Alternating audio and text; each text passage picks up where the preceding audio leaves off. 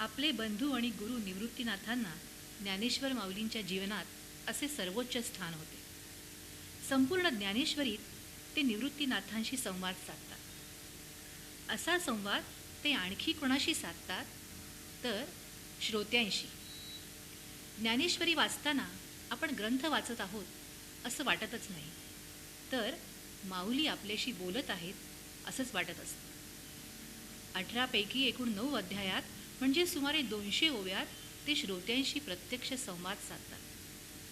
अगदी पहिल्याच अध्यायात गीता ग्रंथाचा आस्वाद कसा घ्यायचा हे सांगताना ज्ञानेश्वर माऊली अतिशय सुंदर दाखले देतात.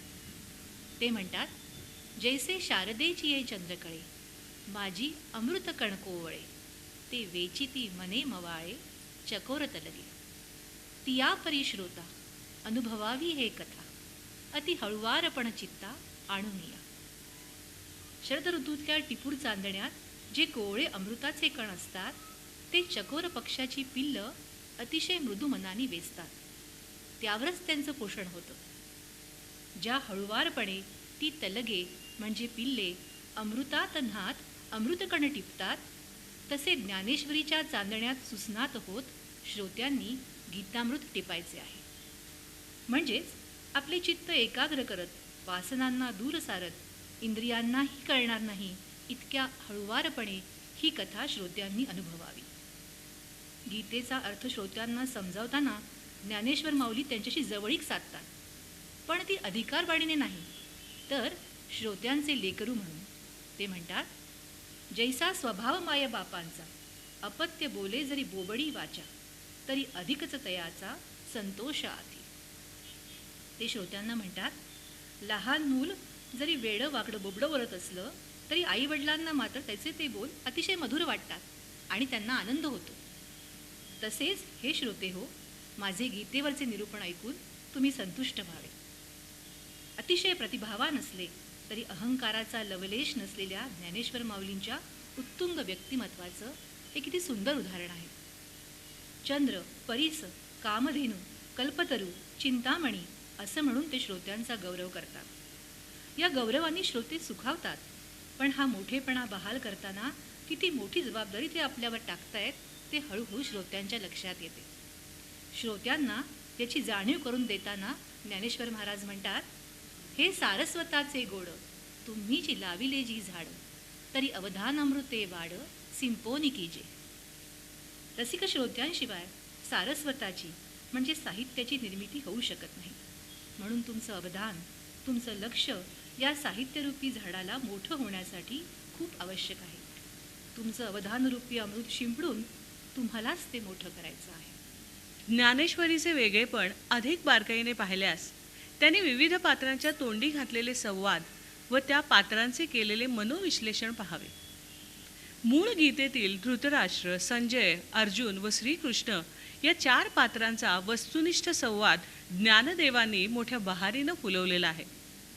या 4 पात्रांच्या अंतरंगात शिरून त्यांच्या मनात उठलेले भावनांचे कल्लोळ ज्ञानदेवांनी अप्रतिम रंगवलेत. जसं की धृतराष्ट्रांचे वर्णन करताना ते म्हणतात, तरी पुत्र स्नेहे मोहितू, धृतराष्ट्र असे पुसतू, म्हणे संजया सांगे मातू कुरुक्षेत्रीची. आधीच अंध आणि त्यात पुत्र मोहाने अंध धृतराष्ट्र आपल्या नजरेसमोर माऊलीच उभे करतात. संजय हा धृतराष्ट्रांचा सारथी. व्यासांची त्याच्यावर कृपा झाली आणि त्याला दिव्य दृष्टी प्राप्त झाली. त्यायोगे त्याने सर्व संग्राम राजमहालात बसून दिव्य दृष्टीने अनुभवला. श्रीकृष्ण अर्जुनाचा संवाद प्रत्यक्ष ऐकला. धृतराष्ट्रांच्या इच्छेनुसार तो वर्णनही केला. जसजसे संजय हे गीता संवाद वर्णन करत गेला, त्याला जाणवत होते की या अध्यात्म ज्ञानाचा धृतराष्ट्रांवर काहीही परिणाम होत नाही. दिव्य अनुभूतीमुळे तो मात्र आनंद सागरात जणू वाहून गेला. त्याचे मी पण नाहीसे झाले. अहंकाराला तिलांजली दिली. ऐसा श्रीकृष्णार्जुन संवाद संगमी स्नान, करुणी देतसे तीयदान अहंतेचे. अर्जुनाच्या युद्धभूमीवरील विषाद स्थितीचे वर्णन करताना माऊली म्हणतात, जैसा भ्रमरभेदी कोडे, भलतैस काष्ठ कोरडे, परिकळिके माझी सापडे कोवळी ये. रणांगणावर अर्जुन मोहग्रस्त झाला एवढेच सांगून ज्ञानदेव थांबत नाहीत. अर्जुनाला काळसर्पाने दंश केला आणि ते विष त्याच्या अंगात भिनलं. ते विष उतरण्यासाठी श्रीहरीसारखा गारुडी मांत्रिक पुढे आला. तेव्हा माऊली म्हणतात की मज पाहता उर्मी नोहे, हे अनारिसे गमत आहे, तो ग्रासिला महामोहे काळसर्पे. हे जाणूनी ऐसी प्रौढी, जो दृष्टी सवे विषफेडी, ते धावया श्री हरी गारुडी पातला की. ज्ञानोबांचा प्रत्येक शब्द हा मखमली पायघड्यांसारखा आहे. त्यांचे शब्द अतिशय मुलायम असून त्याला अमृताची चव आहे. तैसे साच आणि मवाळ, मितले आणि रसाळ, शब्द जैसे कल्लोळ अमृताचे. ही शब्दकळा शब्दालंकार आणि अर्थालंकारांनी नटून अवतीर्ण झालेली आहे. ज्ञानेश्वरींच्या प्रत्येक ओवीला यमक असून त्यात सहजता आहे. उपमा दृष्टांत अलंकारांची तर रेलचेल आहे.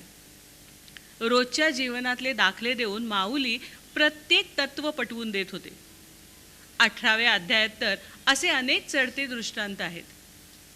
चंद्र तेथे चंद्रिका, शंभू तेथे अंबिका, संत तेथे विवेका असणे कीजे. राओ तेथे कटक, सौजन्य तेथे सोयरीक, वन्ही तेथे दाहक, सामर्थ्य की. नेवाशाच्या भूमीत ज्ञानदेवांच्या मुखातून गीतामृत पाझरत होते. त्यात श्रोत्यांचे अवधानरूपी अमृताचे कण मिसळत होते. ती भूमी, तिथल्या तरुलता, पक्षीगण, मधुसिंचनात मग्न असलेले भ्रमर, ती वेलीवर डोलणारी फुलं, रसरसलेली मधुर फळं, सारं सारं चराचर या अमृतात स्नात होत होतं. आजवर सामान्यांपासून दुरावलेली ही गीता माता आपल्या मस्तकावर कृपावर ठेवत आहे याची श्रोत्यांना आता जाणीव होऊ लागली. हरिभक्तांची मांदियाळी गोळा होत होती. भक्ती मार्गाचे इवलेसे रोप आता बहरू लागले होते. भावभक्तींच्या कळ्यांचा सुगंध मनामनात दरवळू लागला होता. माऊलींच्या शब्दात ऐकूया हरिनामाचे हे गोड महत्व. हरी उच्चारणी अनंत पापराशी, जातील लयासी क्षणमात्रे क्षणमात्रे. हरी उच्चारणी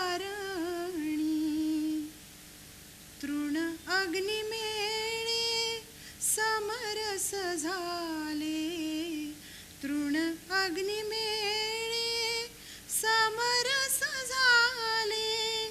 तैसे नाम केले जपता हरी, तैसे नाम केले जपता हरी, जपता हरी.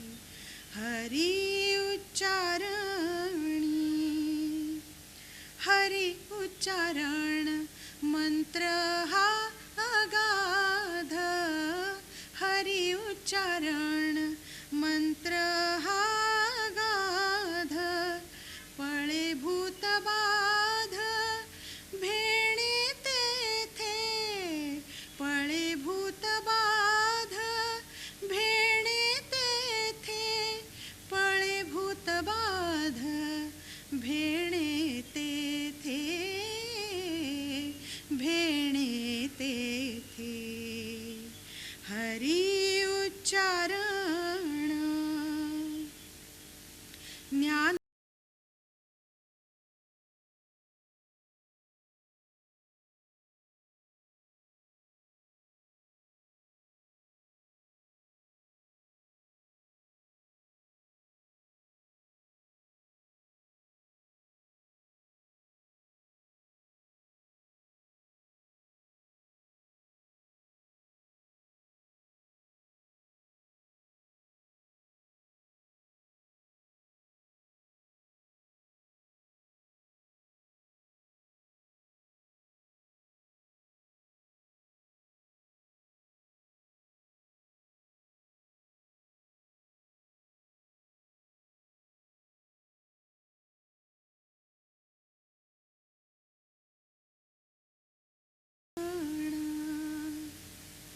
18व्या अध्यायात गीता गौरव करताना ज्ञानेश्वरांनी म्हटले आहे, 7 शते श्लोक अध्याय 18 लेख, तरी देव बोलले एक तुझे नाही. ज्ञानेश्वरीतील ओवी हा मराठीतील आद्यमुक्त छंद आहे. तिच्यातल्या शब्दांचा उच्चार गद्यात तालासह किंवा अगदी गाऊनही करता येऊ शकतो. म्हणून आपल्या मराठी भाषेतील ओव्यांमधून ज्ञानेश्वरांनी आपले गीतेचे तत्वज्ञान लोकांसमोर मांडले. मराठी भाषेवर असलेले त्यांचे प्रेम ते ज्ञानेश्वरीतील आपल्या काव्यातून वेळोवेळी व्यक्त करतात. ते म्हणतात, व्यासांच्या पावलांचा मागोवा घेत मी ग्रंथविचार मराठीत आणला.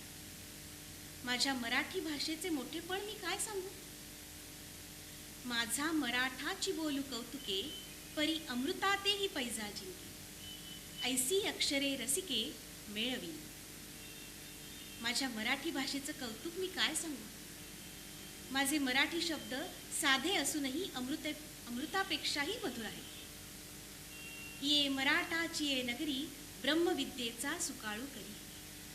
आजवर ब्रह्मविद्या गहन समजली जात होती, पण आज मी ती मराठीच्या सुबोधतेच्या नगरात आणून तिचा सर्वत्र सुकाळ केला आहे, असं ज्ञानेश्वर माऊली अगदी अभिमानानं सांगतात. मराठी भाषाच नाही तर तिच्यातील शब्दांचे सामर्थ्य ज्ञानदेवांनी ओळखले होते.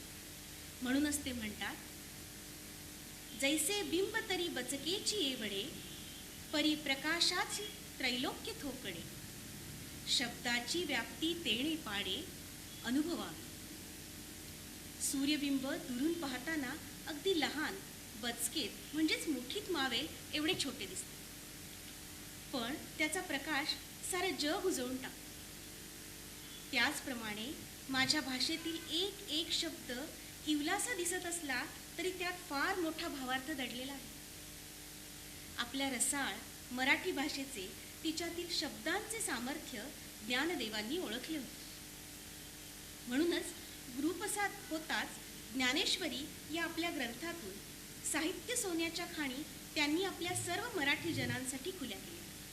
आपण सर्वांनी कितीही लुटलं तरी यातील धन कधीच संपणार नाही. ज्ञानदेवांचे शब्द सामर्थ्य तर अलौकिक होतेच, त्याशिवाय गीतेतील गहन तत्वज्ञान लोकांना समजावून सांगताना विषयाच्या स्पष्टीकरणार्थ त्यांनी मनुष्य स्वभावाचा योग्य उपयोग करून घेतला. स्त्री आणि पुरुष दोघांच्याही स्वभावाचे आपल्या काव्यातून त्यांनी केलेले दिग्दर्शन अतिशय सुंदर आहे. स्त्रीची तर अनेकविध रूपं त्यांनी वर्णन केली. पहिल्याच अध्यायात आपल्या काव्यकन्येची मूर्ती शब्दबद्ध करताना ते म्हणतात की, प्रथम वयसा काळी लावण्याची नभाळी, प्रगटे जैसी आगळी अंगना अंगी. नववधू, पतिव्रता, सुगरण, माता, कामिनी, सती, विधवा, स्वैरिणी, गावद्वारीची अहेव, स्वपत्नी आणि विरहिणी अशी विविध स्त्रीरूपं अत्यंत समर्पकरित्या माऊलींनी संपूर्ण ज्ञानेश्वरीत रेखाटली आहेत. विरहिणी म्हणजे पतीवर उत्कट प्रेम करणारी व त्याच्या विरहाने व्याकुळ होणारी स्त्री. ज्ञानदेवांची ही विरहिणी श्रीकृष्णावर भक्ती करणारी आहे. 13व्या अध्यायात ते म्हणतात, गुरुगृह जये देशी, तो देशूची वसे मानसी, विरहिणी का जैसी वल्लभाते. पतिविरहाने व्याकुळ झालेली स्त्री ज्याप्रमाणे दूरदेशी गेलेल्या आपल्या पतीच्या वाटेकडे डोळे लावून बसलेली असते, त्याप्रमाणे शिष्याचे मन आपल्या गुरूंच्या चरणाशी, ते जिथे असतील, ज्या देशी असतील, तिथे लागलेले असते. विरहिणीचं हे चित्रण ज्ञानेश्वरीच्या काही ओव्यातून जसं साकारतं, तसंच त्यांच्या काही गीतातून, विरण्यातूनही अतिशय आर्ततेने चित्रित होतं. पैल तोगे काऊ कोकत आहे हे गीत त्यापैकीच एक. पैल तोगे काऊ कोकत आहे, पैल तोगे काऊ कोकत आहे, शकून गे माई सांगत आहे. पैल तोगे काऊ कोकत आहे, उड उड रे काऊ तुझे सोनेने मढवीन पाऊ, उड उड रे काऊ तुझे सोनेने मढवीन पाऊ. पाहुणे पंढरी राऊ घराक येती, पैल तो गे काऊ कोकता हे, शकून गे माई सांगता हे, पैल तो गे काऊ कोकता हे. दही भाताची उंडी लावीन तुझे तोंडी, दही भाताची उंडी लावीन तुझे तोंडी, जीवा पढिये तयाची गोडी सांग वेगी, दूधे भरुनी वाटी लावीन तुझे ओठी, दूधे भरुनी वाटी लावीन तुझे ओठी, सत्य सांगे गोठी विठो येईल काई, पैल तो गे काऊ कोकता हे, शकून गे माये सांगता हे, पैल तो गे काऊ कोकता हे. आंबे याड हाळी फळे चुंबी रसाळी, आंबे याड हाळी फळे चुंबी रसाळी, आजीचे रे काई शकून सांगे, पैल तो गे काऊ कोकता हे, शकून गे माये सांगता हे, पैल तो गे काऊ कोकता हे.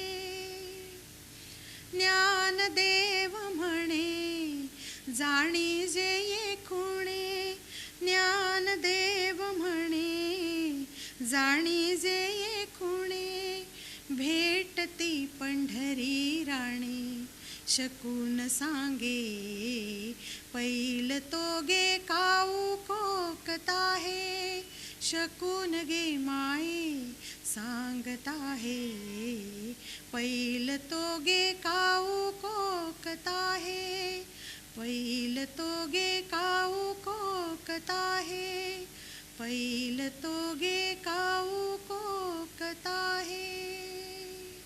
सकाळच्या वेळी परसातील झाडावर किंवा घराच्या कौलावर बसून कावळा ओरडू लागला की सैरभैर होऊन जाणारी एका सासूरवाशीण स्त्रीची मनस्थिती ज्ञानेश्वरांनी या गीतात व्यक्त केली आहे. खरं तर कावळा हा काळा, कुरूप आणि कर्कश पक्षी, पण ज्ञानेश्वर त्याला आवर्जून आपल्या या गीतात पाचारण करतात. लोकसाहित्यात कावळा हा माहेरचा दूत किंवा प्रतिनिधी मानला जातो. तो सकाळी सकाळी अंगणात ओरडला की आपल्या माहेरचा सांगावा आला असं त्या सासूरवाशिणीला वाटतं आणि ती आनंदित होते. कावळ्याचा आवाज ऐकून शुभशकून झाला याचा संकेत मिळतो आणि ती त्याला आळवू लागते. तिने काऊसाठी दही भाताची उंडी करून ठेवली आहे. दुधाची भरली वाटी तयार आहे. तिच्या जीवाला अत्यंत प्रिय असलेल्या पंढरीरायाचे, विठुरायाचे आगमन कधी होणार या आतुरतेने ती त्याला भराभरा प्रलोभन दाखवीत सुटते. खरं तर हे सारे तिच्या आवडीचे पदार्थ आहेत, पण आपली आवड बाजूला सारत ती ते कावळ्याला सुद्धा अर्पण करायला तयार झाली आहे. त्याला कावळा अशा नावाने हाक मारण्याऐवजी ती काऊ या लाडीक नावाने हाक मारते. कावळ्याला काऊ म्हटले की ओघानेच पावलांचे पाऊ होते व राजाचा राऊ होतो. अत्यंत मधुर आणि लढीवाळ शब्दात पांडुरंगाच्या भेटीची ओढ या वीराणीत ज्ञानेश्वरांनी व्यक्त केली आहे. प्रवरेच्या तीरावरचा हा काऊ शुभशकून घेऊन आला होता. तो शकून आता पूर्णत्वाला गेला. त्याला दहीभाताची उंडी दिली, तो तृप्तही झाला. ज्ञानेश्वरी पूर्ण होताना श्रोते सुद्धा आता तृप्ती अनुभवत होते. लेखनाच्या समाप्तीनंतर गुरूंकडे केलेली प्रार्थना म्हणजेच हे पसायदान. पसाय म्हणजे प्रसाद. माऊलींनी हे प्रसादाचं दान अर्थातच सकल विश्वासाठी मागितलं. हे विश्वची माझे घर ही उदात्त कल्पना माऊलींची. आता विश्वात्मके देवे येणे वाग्यज्ञे तोषावे, तोषोनी मज द्यावे पसाय दान हे. हा विश्वात्मक देव म्हणजेच परमात्मा भगवंत, परंतु ज्ञानदेवांसाठी हा विश्वात्मक देव म्हणजे सद्गुरू निवृत्तीनाथ. म्हणूनच निवृत्तीनाथांकडेच ते आशीर्वाद मागत आहेत. माऊली विचारतात, माझ्या या मांडलेल्या वाग्यज्ञाने हे सद्गुरुनाथा आपण संतुष्ट झालात ना? एवढा मोठा हा वाग्यज्ञ समाप्त होताना हा अपूर्व समाधानाचा क्षण सारे जण अनुभवत होते. जे खळांची व्यंकटी सांडो तया सत्कर्मी रती वाढो, भूता परस्परे पडो मैत्र जीवांचे.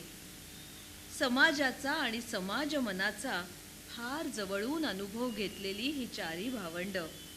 आता समाज म्हटलं की बरं वाईट असणारच. माऊली म्हणतात, जे खळं आहेत, दुष्ट आहेत, त्यांचा दुष्टपणा दूर होऊ दे, त्यांचं मन सत्कर्माकडे वळू दे, त्यातच सर्वांचं हित आहे. दुरितांचे तिमिर जावो, विश्व स्वधर्म सूर्ये पाहो, जो जे वांछील तो ते लाहो प्राणी जात. जे जे दुरित म्हणजे दुराचारी आहेत त्यांच्या जीवनातला सुद्धा अंधकार दूर होऊ दे आणि सर्वांच्या कामना सफल संपूर्ण होऊ दे. स्वधर्म हा सूर्यासारखा तेजस्वी असतो आणि सगळ्या विश्वात तोच तळपत राहू दे. वर्षत सकळ मंगळी ईश्वर निष्ठांची मांदी आळी, अनवरत भूमंडळी भेटतू भूता. सर्वांवर मंगलाचा वर्षाव होवो. किती उदार मन माऊलींचं आणि त्यांचं अंतःकरण सुद्धा तितकंच विशाल. जे जे ईश्वरनिष्ठ म्हणजे संत सज्जन आहेत त्यांचे लोककल्याणार्थ अवतार हे असे वारंवार होत राहोत. चला कल्पतरूंचे आरव, चेतना चिंतामणींचे गाव, बोलते जे अर्णव पियुषांचे. कल्पतरू म्हणजे कल्पिलेलं देणारा वृक्ष, चिंतामणी म्हणजे चिंतिलेलं देणारा मणी, अर्णव म्हणजे समुद्र, तोही कसा तर साक्षात पियुषाचा म्हणजे अमृताचा. आणि हे सगळं संतांच्या रूपात शक्य आहे. ते सर्वांना लाभू दे. सगळेजण सुखी व्हावोत आणि दुःख जरी आलं ना तरी त्यावर मात करण्याची सगळ्यांना ताकदही मिळावी. चंद्रमेजे अलांछन, मार्तंड जे तापहीन, ते सर्वाही सदा सज्जन सोयरे होतू. चंद्राला कलंक आहे, सूर्य तर तप्त आहेच. चंद्र सूर्य हे सृष्टीच्या भरण पोषणात प्रमुख कार्यभाग उचलतात. संत सज्जन याहून थोडे वेगळे. ते आपल्या सहवासाने आणि कृपेने शीतलतेचा वर्षाव करतात. त्रिविध तापातून आपली मुक्तता करण्यासाठी ते मार्ग दाखवतात. तेच सदा सोयरे म्हणजे आपले आप्त व्हावेत. किंबहुना सर्वसुखी पूर्ण होऊनी तिन्ही लोकी, भजिजो आदि पुरुखी अखंडित. या तीनही लोकामध्ये सर्वसुखी असा कोण आहे? जो सुखाचा अर्थ जाणतो तोच. आणि ग्रंथोपजीवीये विशेषी लोकी इये, दृष्टादृष्ट विजये होवा वेजी. ग्रंथाच्या वाचनाचं संपूर्ण सार म्हणजे जणू हे पसायदान. 9000 ओव्यांचं सार अवघ्या 9 ओव्यात. भगवान श्रीकृष्णांचं जिथे अधिष्ठान तिथे विजय निश्चितच. येथ म्हणे श्री विश्वेश्वरा हो, हा होईल दान पसावो, येणे वरे ज्ञानदेव सुखिया झाला. सुखाच्या कल्पनांचा माऊलींनी स्वतःसाठी केलेला हा आगळा वेगळा खुलासा. आपल्या सद्गुरूंकडे सर्वांच्या सुखशांतीसाठी समाधानासाठी ते दान मागत आहेत. दान मागण्याच्या या संकल्पनेचा हा अत्युच्च कळसच नव्हे काय? आज 725 वर्षानंतरही आपण सर्वजण ही विश्वकल्याणाची प्रार्थना म्हणून तर मनापासून करत आहोत. प्रार्थनेतील ताकद फार मोठी असते. कितीही संकटे आली तरी आपला पाया अजून भक्कम आहे तो या प्रार्थनेच्या बळावरच. आता विश्वात्मके देवे, येणे वाग्यज्ञे तोषावे, तोषोनी मज द्यावे, पसाय दान हे. जे खळांची व्यंकटी सांडो तया सत्कर्मी रती वाढो भूता परस्परे पडो मैत्र जीवांचे दुरितांचे तिमिर जावो विश्वस्वधर्म सूर्ये पाहो जो जे वांछील ते लाहो प्राणी जात वर्षत सकळ मंगळी ईश्वर निष्ठांची मांदियाळी अनवरत भूमंडळी भेट तू भूता चला कल्पतरूंचे आरव चेतना चिंतामणींचे गाव बोलते जे अर्णव पियुषांचे चंद्रमे जे अलांछन मार्तंड जे तापहीन ते सर्वाही सदा सज्जन सोय रे हो तू किंबहुना सर्व सुखी पूर्ण होऊनी तिन्ही लोकी भजिजो आदिपुरुखी अखंडित आणि ग्रंथोपजीविये विशेषी लोकीये दृष्टादृष्ट विजये हो आवेजी येथ म्हणे श्री विश्वेश्वरावो हा होईल दान पसाओ येणे वरे ज्ञान देवो सुखिया झाला सुखिया झाला सुखिया झाला.